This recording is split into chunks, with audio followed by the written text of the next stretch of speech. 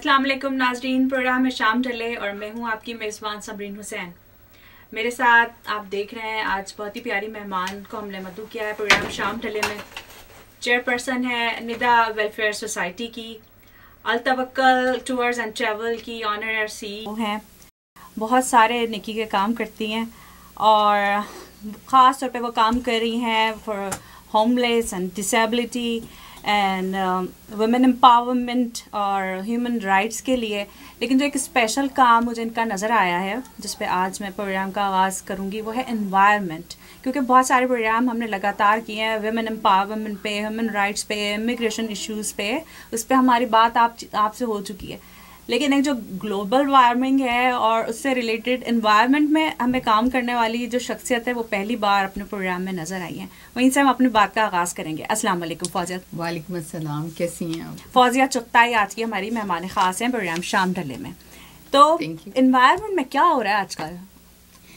Environment में आजकल नहीं, हमेशा से बहुत कुछ हो रहा है और ये जो मेरे प्रोजेक्ट्स हैं ये काफ़ी पहले से शुरू हैं।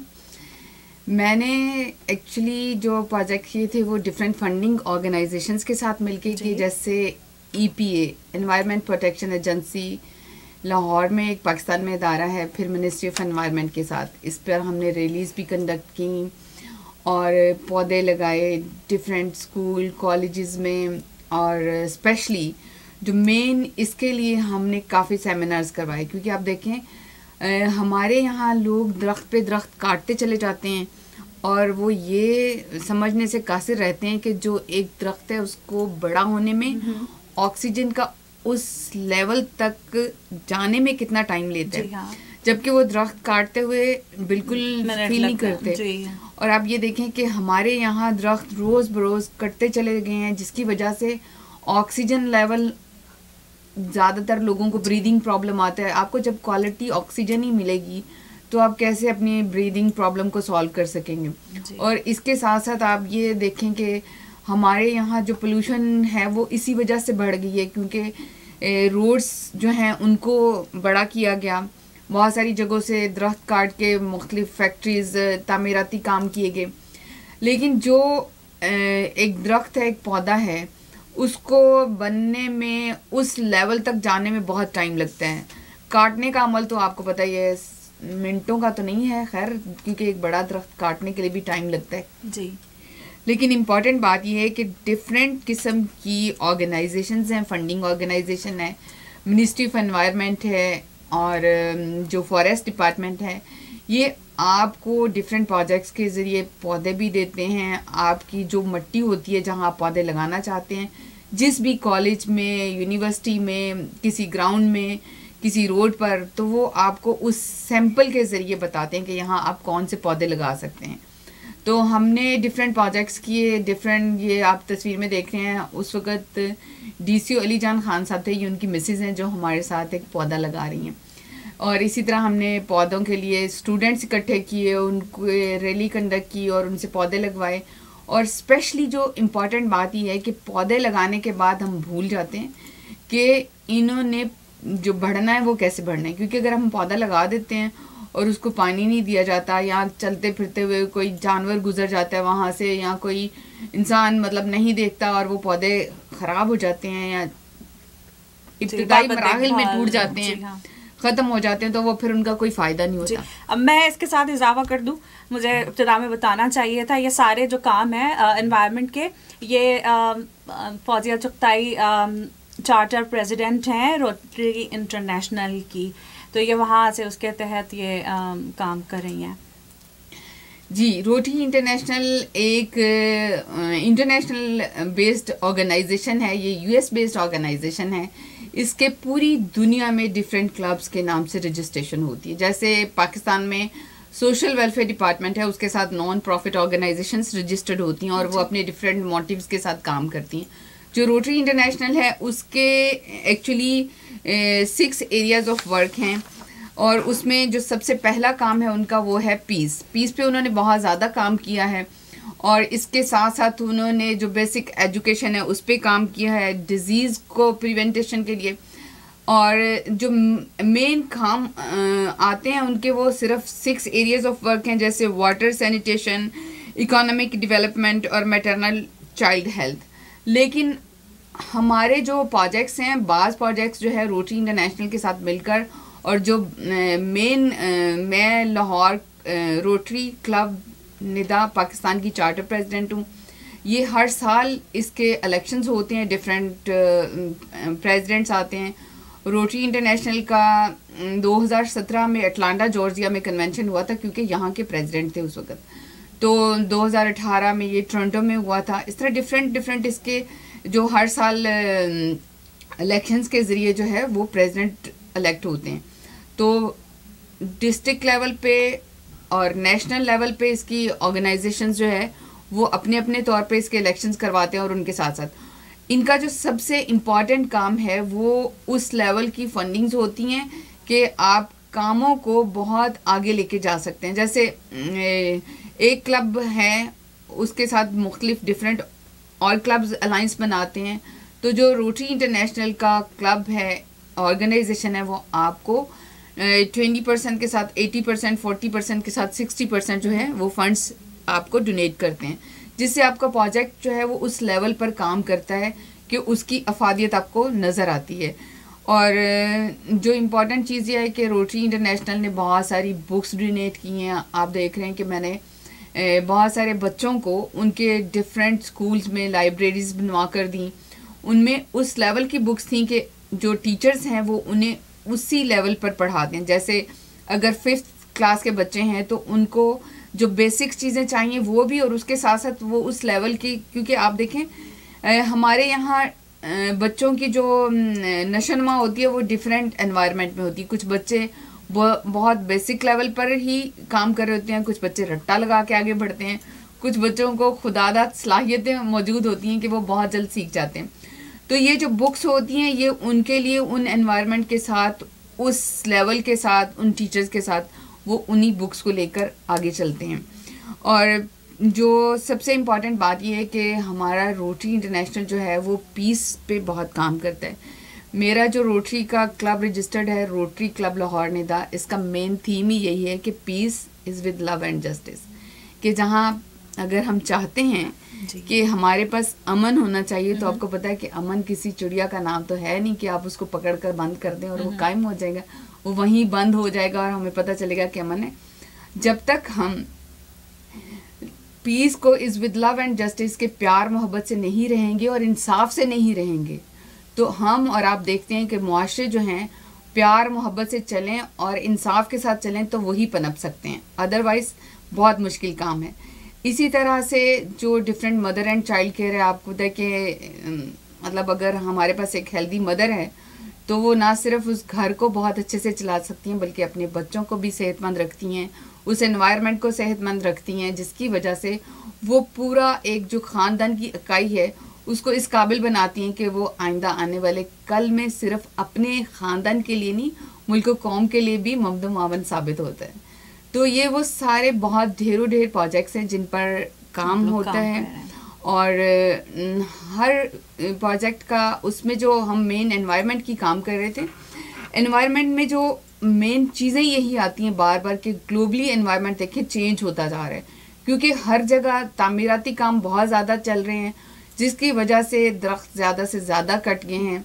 हम पहले देखते कि मसलन मैंने बहुत सारी ऐसी जगह देखी जहाँ पर हमें सिर्फ सब्ज़ा ही सब्ज़ा नज़र आता था, फिर with the passage of time हम सब ने देखा कि वहाँ प्लाजे खड़े हो गए हैं और फैक्ट्रियाँ बन गई हैं। बेशक with the passage of time हमें फैक्ट्रीज की, प्लाजों की और डिफरेंट चीज़ों की ज़रूरत है, but at the same time वो जो क्वालिटी और क्वांटिटी ऑफ ऑक्सीजन है उसकी भी उसी तरह से ज़रूरत है। और जब तक हमारे पास एक हेल्दी एनवायरनमेंट नहीं होगा तो ग्लोबली ये जो सारी चीज़ें चेंज हुई हैं वो इसी वजह से चेंज हुई हैं, क्योंकि आप देखें कि जहाँ सीमेंट, रेत और जो लोहा इस्तेमाल होता है ब्रिजेस बनाने के लिए, तो मौसम के साथ वो इस कदर गर्म हो जाता है, वो एनवायरनमेंट ऑटोमेटिकली गर्म हो जाता है। और जो लोग उस एनवायरनमेंट से गुजरते हैं, उस जगह से गुजरते हैं काम करने के लिए, कहीं भी आने जाने के लिए, ज़ाहिर है वो उससे इफ़ेक्ट होते हैं।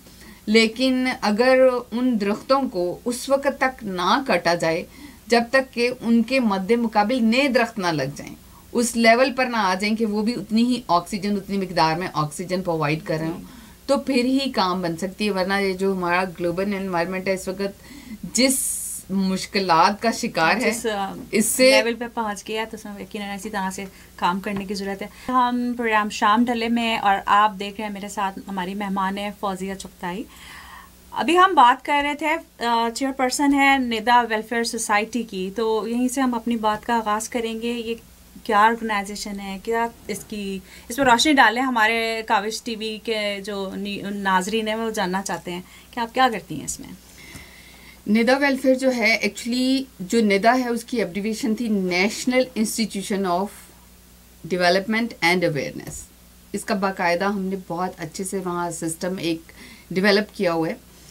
इसमें जो इम्पॉर्टेंट बात यह है कि मैंने डिफरेंट फंडिंग ऑर्गेनाइजेशन से काम किया है, और ये सोशल वेलफेयर डिपार्टमेंट है उसके साथ इसकी रजिस्ट्रेशन होती है जो एक गवर्नमेंट के अंदर आता है। बट ये है कि कुछ लोग गवर्नमेंट से फंड्स लेके काम करते हैं, बट मुझे इस तरह का जो है ना वो कोई तजर्बा नहीं हुआ, क्योंकि मेरे पास बजाते खुद फैमिली वाइज बड़े अच्छे फंड्स थे।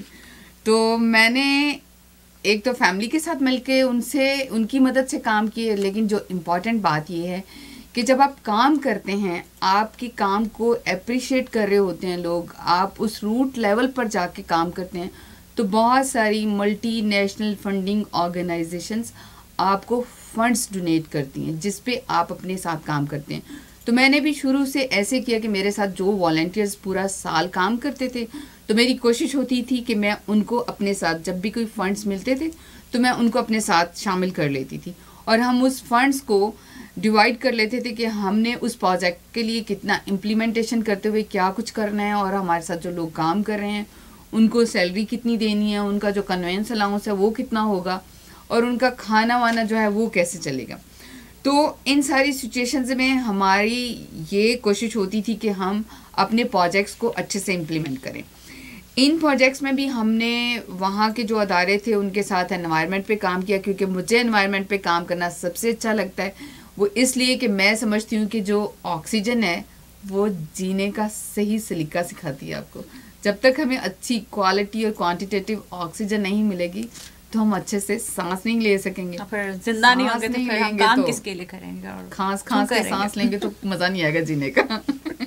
एनीवे, लाहौर वहाँ इस्लामाबाद में एक ऑर्गेनाइजेशन थी लीड पाकिस्तान, वो डिफरेंट प्रोजेक्ट पे काम करती थी। उनके साथ मैंने मदर एंड चाइल्ड केयर पे काम किया। अच्छा। इस्लामाबाद में भी किया, फैसलाबाद में भी किया, और उन्होंने मुझे जो फंड्स दिए थे वो डिस्ट्रिक्ट उकाड़ा के लिए दिए थे, और वो हमने बहुत अच्छे से प्रोजेक्ट उसमें किया। फिर मैंने डिफरेंट और ऑर्गेनाइजेशंस थी, जैसे औरत फाउंडेशन थी, उस पर हमने वायलेंस पे काम किया, उसके सेमिनार्स, प्रेस कॉन्फ्रेंसेस, वर्कशॉप्स मैंने कराई मुख्तलिफ कॉलेजेस में, यूनिवर्सिटीज़ में। मेरा जो सबसे इम्पॉर्टेंट काम था, मुझे अच्छा लगता था कि वो स्टूडेंट्स जब कॉलेज से या यूनिवर्सिटी से वो फारिग होते थे तो उनको एक लेसन होना चाहिए था कि भाई आप लोगों ने यहाँ से निकलने के फ़ौरन बाद क्या करना है। क्योंकि सबसे बड़ी बात यह है कि हमारे यहाँ चूँकि बच्चे स्टडीज़ पे इतना खर्च कर देते हैं, तो उनकी सबसे पहली कोशिश यही होती है कि फ़ौरन हमें जॉब मिले, हम जॉब करें और कुछ कमाएं। तो हम उन्हें वो सारी चीज़ें थॉरली बताने की कोशिश करते थे कि आपको जब आप फील्ड में प्रैक्टिकली जाएंगे तो आपको कौन कौन से मराहिल का सामना होगा, ताकि इनसे आप नबुर्द आजमा होते हुए अपनी जो है ना काविशें वो ऐसे ही ना छोड़ दें। उन काविशों को काविश में लाने के लिए आपको बड़ी मेहनत करनी पड़ती है। एनीवे, जो हमारे पास मिनिस्ट्री ऑफ स्पेशल एजुकेशन थी उसके साथ मैंने काम किया। उसमें हमारा ये था कि इंक्लूसिव एजुकेशन पे ये था कि जो स्पेशल बच्चे होते हैं, डिसेबल बच्चे होते हैं, उनको आप नॉर्मल बच्चों के साथ पढ़ा दें। तो ये जो काम था ना, उस वक़्त कुछ लोगों ने उस पर स्टडी की, रिसर्च किया कि जी हमें इंक्लूसिव एजुकेशन जो है उस पर फोकस करना चाहिए। बट मैं उस वक्त भी उनके साथ नहीं थी, but with the passage of time they come to know कि ये अच्छा नहीं था, क्योंकि जो नॉर्मल बच्चे हैं उनका टाइम वेस्ट होता था। आप जब स्पेशल बच्चों को नॉर्मल बच्चों के साथ कर देते हैं तो जो स्पेशल बच्चे होते हैं वो तो एक लाइन को याद करने में, सीखने में, उसको सॉल्व करने में बहुत टाइम लगाते हैं, जबकि जो नॉर्मल बच्चा होता है वो with in seconds, with in minutes, उनका मेथड ऑफ एजुकेशन जो है ना वो भी चेंज होता है उनका। एग्जैक्टली तो उसकी वजह से वो सारी चीज़ें काफ़ी मुश्किल थी। खैर फिर से उन्होंने वो जो इंक्लूसिव एजुकेशन थी उसको ख़त्म किया।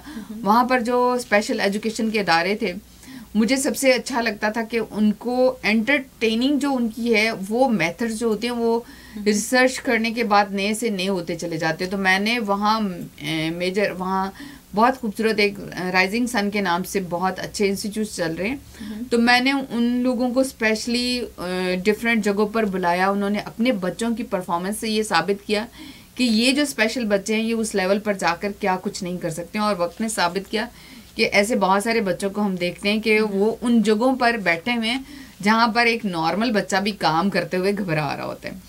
तो इस तरह से प्रोजेक्ट्स जो हैं वो मैंने एजुकेशन का एक प्रोजेक्ट किया। अलिफ लाना एक ऑर्गेनाइजेशन है, फंडिंग ऑर्गेनाइजेशन है, वो ज़्यादातर एजुकेशन पे काम करती हैं, तो उनके साथ हमने एक एजुकेशन पे प्रोजेक्ट किया। उसमें यही होता था कि आप उनके जो सिलेबस हैं, जैसे आपको पता है कि बहुत अरसे से ये बात चल रही है कि जो सिलेबस है वो प्राइमरी लेवल तक एक जैसा होना चाहिए। और बात भी ठीक है कि एक जैसा होगा नहीं तो सारे बच्चे इक्वली पार्टिसिपेट कैसे कर सकेंगे। और जो इम्पॉर्टेंट चीज़ थी माइक्रो फाइनेंसिंग पे, क्योंकि ऐसे बहुत सारे स्टूडेंट्स भी और ख़वातीन भी काम करने के काबिल तो थे लेकिन उनके पास फाइनेंस नहीं होता था। तो माइक्रो फाइनेंसिंग में एक यूके बेस्ड ऑर्गेनाइजेशन थी, उन्होंने उस माइक्रो फाइनेंसिंग पे काम किया और बहुत अच्छा काम किया।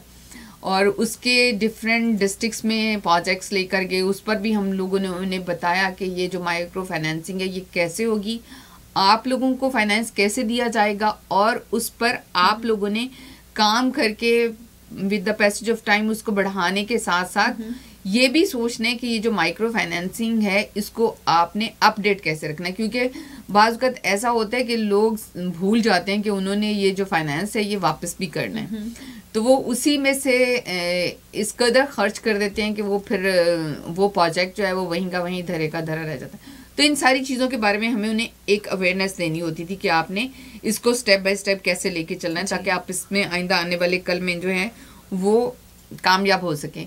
इसी तरह से इस ऑर्गेनाइजेशन के प्लेटफॉर्म से हमने जो चाइल्ड एज की मैरिजेस थी उनके लिए काम किया, बल्कि ये एक जो है मेरा ख्याल है ऑनलाइन भी कहीं ये प्रोजेक्ट पड़ा होगा कि हम लोगों ने वहाँ एक छोटे से गांव में एक बच्ची थी, मुझे नहीं मालूम कि उसको कैसे मेरा पता चला, उसने किसी स्टूडेंट के ज़रिए मुझे मैसेज दिया कि मिस फौजिया को कहें कि मेरी हेल्प करें। तो मैंने उनसे पूछा कि क्या बात है, तो उन्होंने मुझे बताया कि ये सिलसिला है। फिर मैंने उनकी टीचर से पता करवाया कि उस बच्ची की एज क्या है, क्योंकि जब आप कोर्ट कचहरी में चले जाते हैं और आपके पास पूरा होमवर्क नहीं होता तो वो बजाय फ़ायदे के नुकसान होता है। तो फिर हमें जब पता चला कि वाकई उस बच्ची की एज जो है वो मतलब वो एज नहीं है जो शादी की एज डिक्लेयर होती है, तो फिर हमने वो चाइल्ड जो मैरिजेस थी, चाइल्ड एज मैरिजेस थी, उसके खिलाफ मैंने वहाँ के डीसीओ से बाकायदा लिखवाया, फिर उन्होंने कोर्ट में भेजा। फिर हमने जब हम उस गांव में गए, दोनों फैमिलीज थी और दोनों फैमिली के बच्चे भी आपस में शादियाँ हो रही थी और वो लड़की बहुत छोटी थी जबकि लड़का बहुत बड़ा था, और वैसे भी वो ना बात कर सकता था ना सुन सकता था, डेफ एंड डेम था। तो उस बच्ची को ये रिश्ता मंजूर भी नहीं था और वो थी भी बहुत छोटी। फिर हमने बड़ी मुश्किल से वो सारा कुछ करके एक्सप्रेस न्यूज़ वालों को हम लेके गए। खैर इस तरह वो हमने वो शादी रुकवाई। तो मकसद ये है कि जो प्रोजेक्ट को इम्प्लीमेंट करना होता है वो ज़्यादा मुश्किल होता है। जब आप कोई प्रोजेक्ट करना शुरू करते हैं तो इब्तदाई मराहिल में आपने वो सारी चीज़ें कलेक्ट करनी होती हैं जो आपको इन फ्यूचर जाके फ़ायदा दें, ना कि अगर आपके पास वो आपका होमवर्क कंप्लीट नहीं होता तो वो फिर आपको प्रोजेक्ट जो है ना वो उल्टा गले पड़ जाता है। तो इसका बेहतरीन हल ये होता है कि ये जैसे चाइल्ड मैरिजेस थी, चाइल्ड एज मैरिजेस का वहाँ काफ़ी एक इंडिपेंडेंट उन्होंने बाकायदा डिपार्टमेंट बना दिया था। इसी तरह से जो और डिफरेंट ऑर्गेनाइजेशंस के साथ जो काम थे, जो मैंने यूएसएड के साथ, यूएनडीपी के साथ बहुत काम किए, जैसे इलेक्शन में हम एज ए ऑब्जर्वर्स बहुत सारे फीमेल्स को लगाया ताकि जो इलेक्शन जो है वो फेयर एंड फ्री हो। और उसमें ये होता था कि वो स्पेशली सिखाते थे आपको ना, जैसे कि आपने जो वोट कास्ट करने वाले हैं वो कैसे वोट कास्ट करेंगे, और फिर आपने वो जो पेपर्स हैं बैलेट पेपर्स उनको कैसे उनको बना के देना है। कैसे उन्हें डिस्ट्रीब्यूट करना है के तहत होते थे पाकिस्तान में। एग्जैक्टली उसमें वो बहुत, फिर वहाँ पर जो ड्यूटीज लगती थी, फिर मतलब फेयर एंड फ्री इलेक्शन के अलावा जो एक्चुअली इलेक्शन को कंडक्ट करना होता है, जो लोग वहाँ पर मौजूद होते हैं उनको ट्रेन करना भी वो एक काफ़ी बड़ा। तो मुझे बहुत मतलब मौका मिला डिफरेंट ऑर्गेनाइजेशन के साथ और यूएसएड और यूएनडीपी के साथ काम करने का।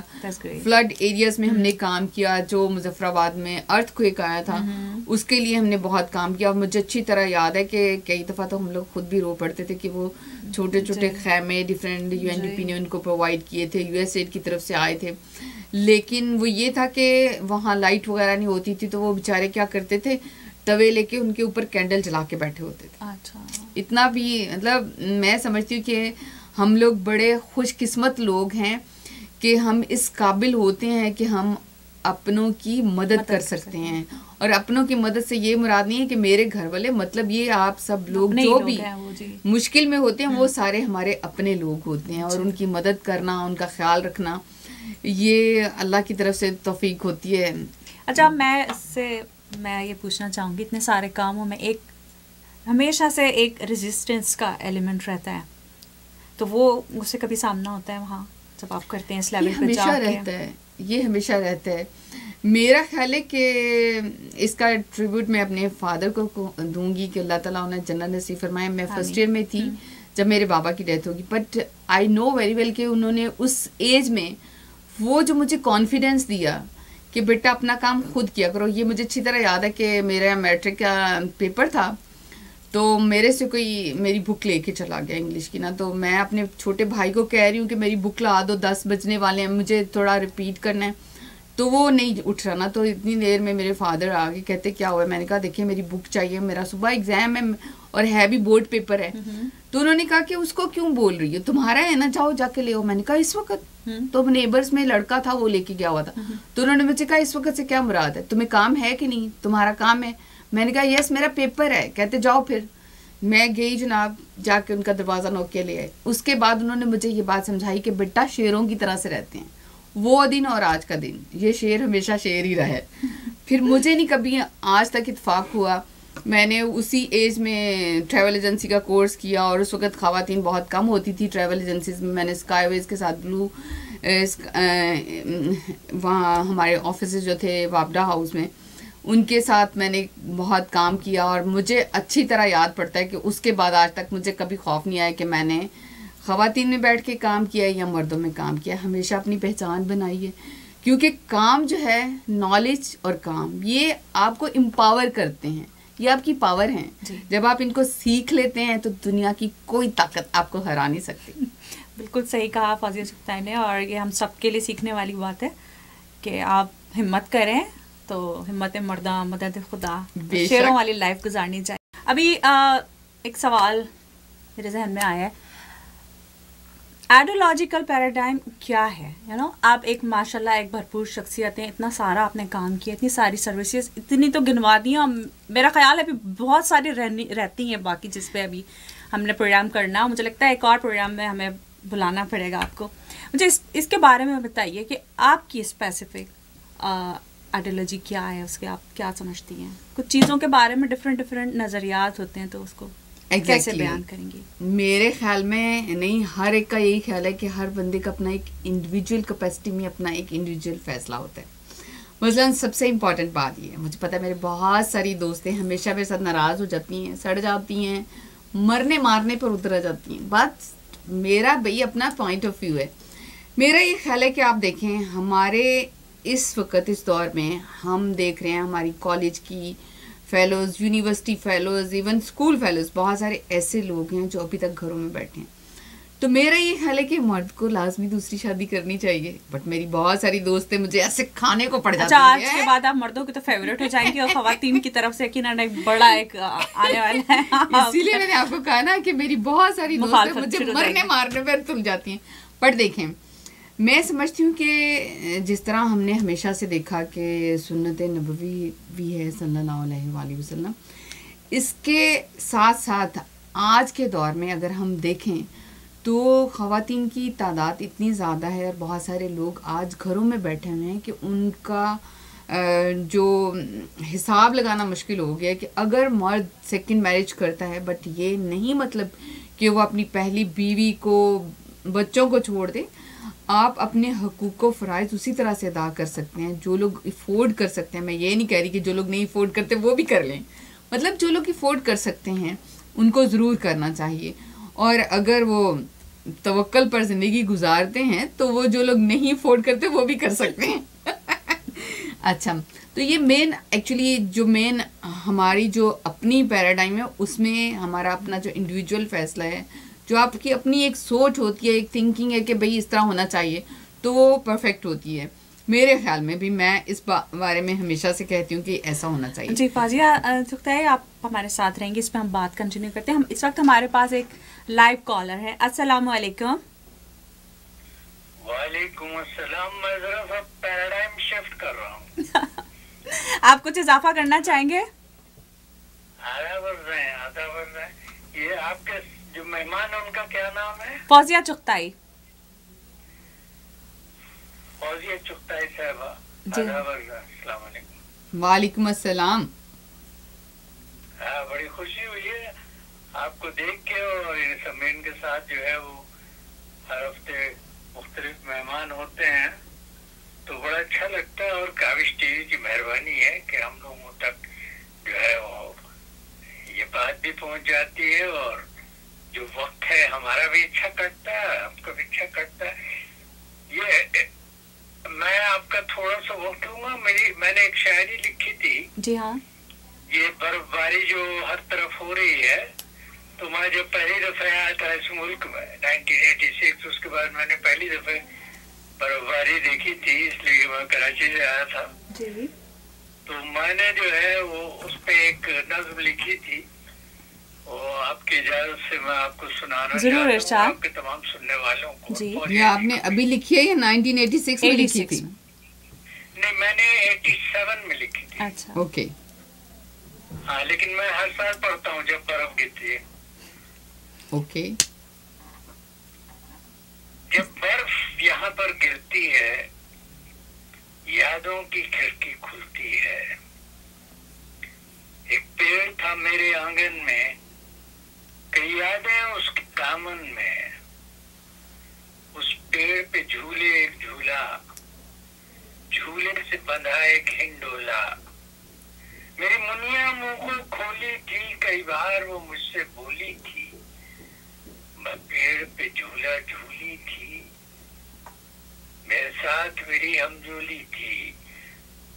जब बादल घिर घिर आते थे और सावन शोर मचाते थे, ये पेड़ मेरा सुख दाता था, खुद भीग के हमको सुखाता था।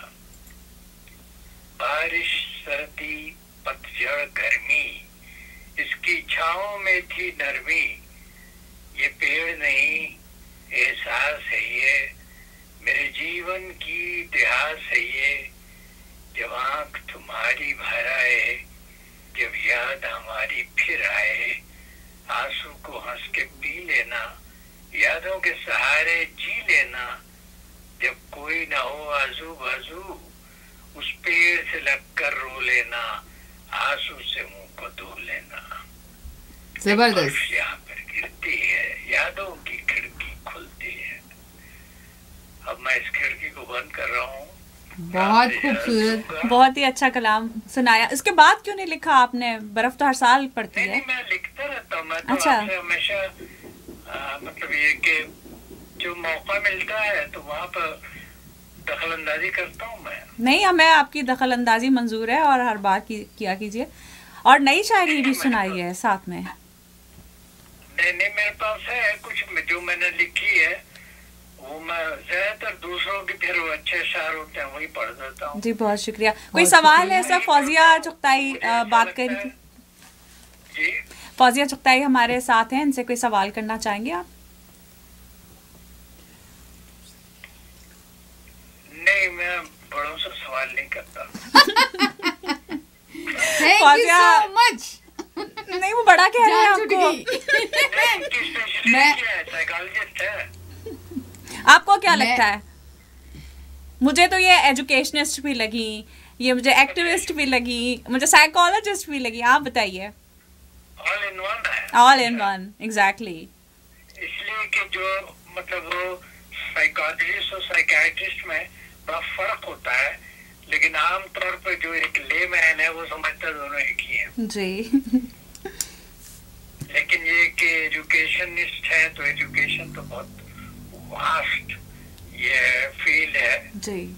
और पता नहीं इनका जो एरिया ऑफ एक्सपर्टीज क्या है मुझे नहीं पता। मैंने यहाँ पैराडाइम का लफ्ज इस्तेमाल किया तो मैं समझ गया बहुत पढ़ी लिखी खातून। मैं यहाँ फुटहिल कॉलेज से चाइल्ड बिहेवियर डेवलपमेंट पढ़ा है मैंने 2016 में यहाँ आके।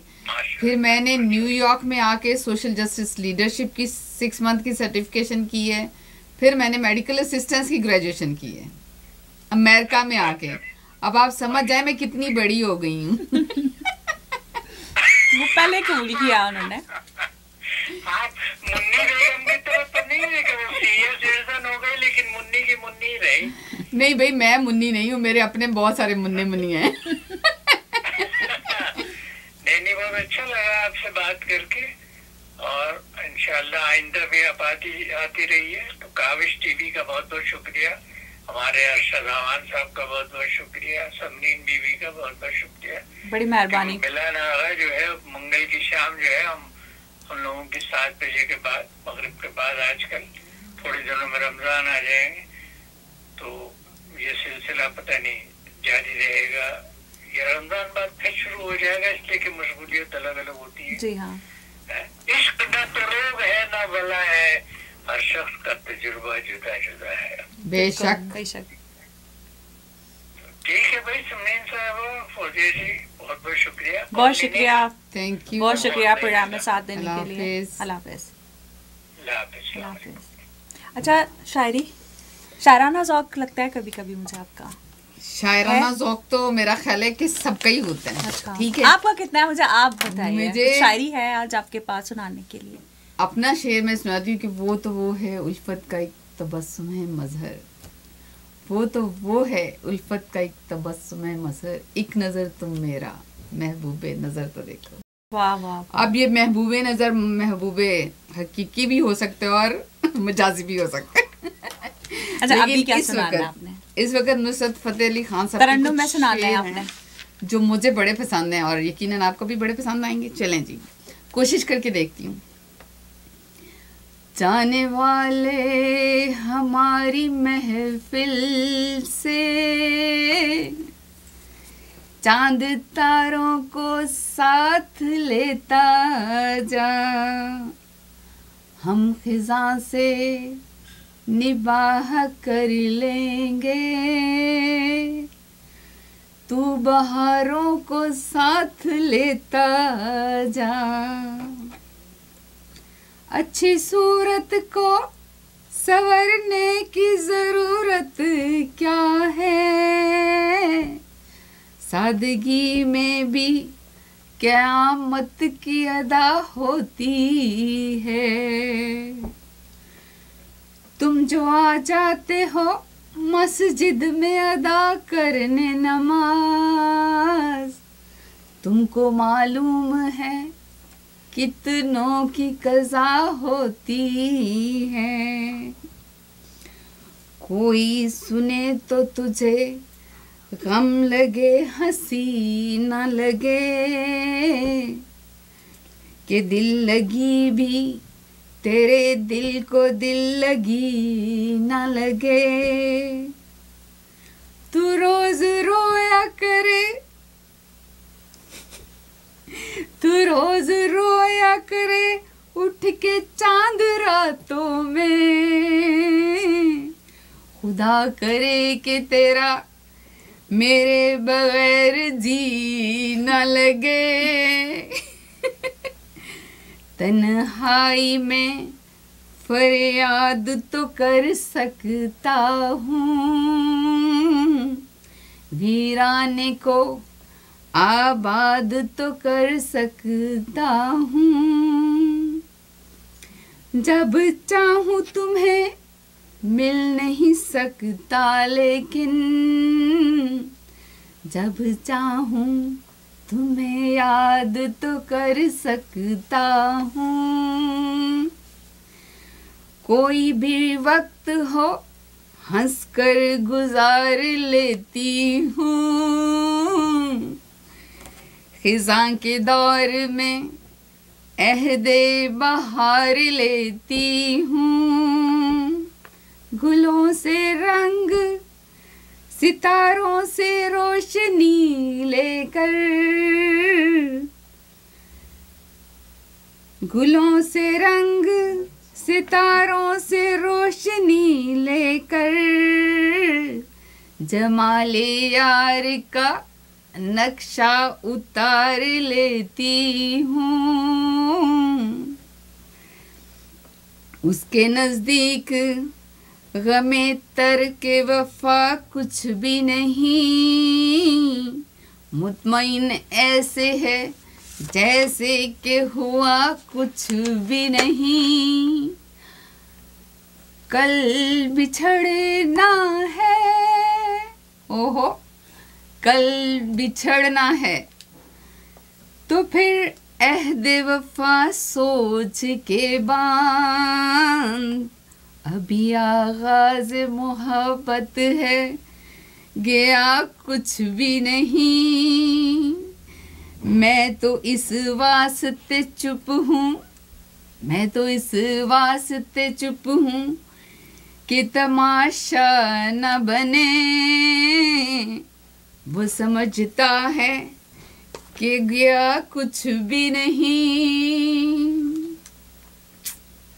वाह वाह, वो तो वो है तुम्हें हो जाएगी उल्फत मुझसे, वो तो वो है तुम्हें हो जाएगी उल्फत मुझसे, एक नज़र मेरा महबूब नज़र तो देखो।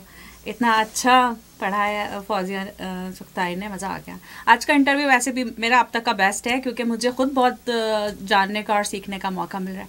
इस वक्त हमारे साथ हैं लाइव कॉलर। अस्सलाम वालेकुम जी। अस्सलाम वालेकुम जी। जी कैसे हैं सर आप हमारे लाइव कॉलर हैं। इस वक्त फौजिया सुख्ताई हमारे साथ प्रोग्राम में मेहमान हैं। जी जी, मैं देख रहा हूँ और इसीलिए मैंने कॉल की है, क्योंकि इससे पहले भी जो साहब नज़म सुना रहे थे, जी हाँ, तो ये जो हिजर होता ना, जो हिजरत होती है, ये बड़ी तकलीफ दे होती है। जी हाँ, और इसको बंदा कभी जैसे बचपन की शरारतों को नहीं भूलता, इसी तरह वो जो हिजर का सफर है ना, उसको कभी नहीं कोई भुला पाता, बेशक 30 साल हो जाए, 40 साल हो जाए। जी हाँ, ऐसा ही है। और जिस तरह का माहौल है आजकल, बर्फबारी है, स्नो है, सर्दी है, खुश्की है, तो उसमें तो अगर आप ये प्रोग्राम कहीं थोड़ी सी वो टहनियाँ और लकड़ियाँ लेके, अगर आप वो कोई आपने आग का कोई अपना ईंधन भी अगर कोई जलाया होता, तो उसमें सोने पे सुहागा हो जाता है। इंशाल्लाह अब नेक्स्ट टाइम पे हम ये भी इंतज़ाम करेंगे, अगर आप ये देखना चाहते हैं तो ज़रूर। नहीं, मुझे बड़ा अच्छा लगा, क्योंकि मैं देख रहा था तो मुझे फौरन याद आया कि क्योंकि फौजिया साहिबा भी हिजरत करके आई हुई हैं, तो अपने वतन को छोड़ के एक दूसरे वतन को अपनाना, तो इसका ये जो फासला लगता है कि शायद 1 मिनट का है, लेकिन ये सदियों पे मोहित होता है। एग्जैक्टली, बिल्कुल ऐसा ही है। शुक्रिया जी। और आपकी कोशिश और आपकी काविश को हम सलाम करते हैं, और इंशाल्लाह इसी तरह हम चाहते हैं कि आप शाम ढले हो या सहपहर ढले हो, लेकिन कोई शाम का वक्त ही होना चाहिए। जी हाँ, बैकग्राउंड पे आप देख रहे हैं इस वक्त शाम हमारे पस मंजर में आपको नजर आ रही होगी। जी जी जी जी, बहुत शुक्रिया जी, बहुत शुक्रिया प्रोग्राम में शामिल होने के लिए। अस्सलाम वालेकुम। इस वक्त हमारे साथ है हमारा अगला सॉन्ग, हम नेक्स्ट सॉन्ग पे चलते हैं। जी, वापस आ चुके हैं प्रोग्राम शाम ढले में। मेरे साथ मेहमान है हमारी फौजिया सुख्ताई। इतनी सारी बातें हुई, एक बात जो मैं ख़ास तौर पे उनसे इस प्रोग्राम के ख़िताम पे, क्योंकि अब जा रहा है प्रोग्राम, तो मैं चाहती हूँ कि हम पूछें फौजिया सुख्ताई से, इतने सारे काम किए हैं, अब आने वाली हमारी एक नेक्स्ट जनरेशन है जिसने हमें कभी ना कभी रिप्लेस कर देना है। हम पीछे होंगे, वो हमारे आगे होंगे। हमें क्या उनको तरबियत देनी चाहिए, क्या ऐसा माहौल फराहम करना चाहिए जो उनके आगे जाके काम आए ना? तो आप क्या कहती हैं इस बारे में? आप और मैं, हम सारे ही जानते हैं कि जिस तरह से अभी मैंने स्टार्ट में कहा कि जो मेरा रोटरी क्लब निदा पाकिस्तान का जो थीम है वो है peace is with love and justice.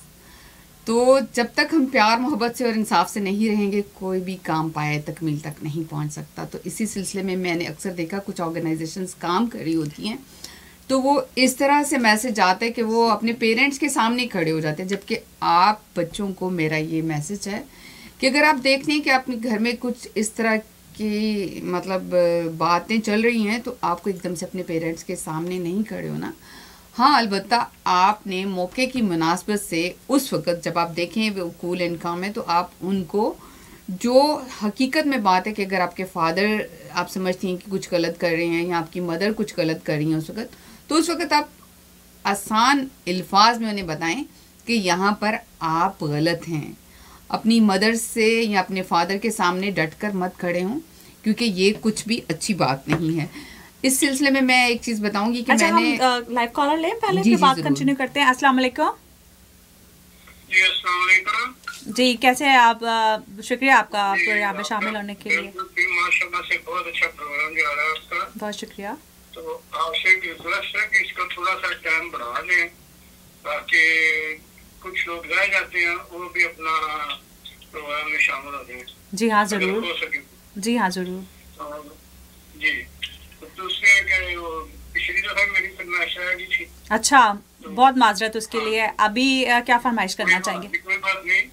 तो आज मैं फरमाइश कर रहा हूँ, एक बड़ा मशहूर गाना है, क्योंकि तुम मुझसे प्यार करती हो। ठीक है, हम कोशिश करते हैं कि आज आपकी फरमाइश जो है वो इसके अपना हो। आज हम आपको आपकी फरमाइश सुना के तो फिर प्रोग्राम खत्म करेंगे। ठीक है जी, बहुत शुक्रिया। और कुछ कहना चाहेंगे हमारे मेहमान के लिए या प्रोग्राम के लिए?